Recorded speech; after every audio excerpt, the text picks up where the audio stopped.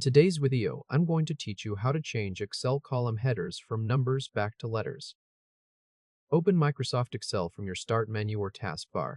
Once Excel is on screen, look across the top of the worksheet grid and confirm that the column headers are showing numbers like 1, 2, and 3, instead of letters like A, B, and C. This tells you Excel is using the alternate reference style. You can also click the total cell in the second column and look at the formula bar.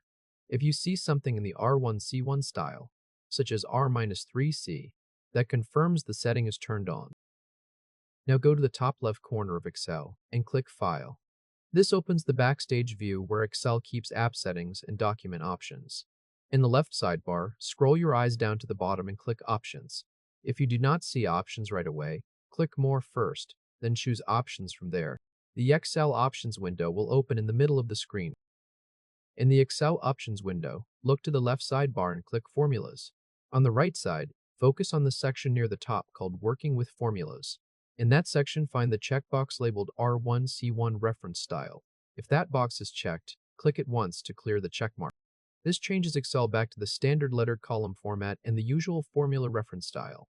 After that, move to the bottom right corner of the window and click OK to apply the change and close the dialog. Back on the worksheet, look again at the top of the grid. The column headers should now show letters like A, B, C, and D across the top. Click the same total cell you checked earlier.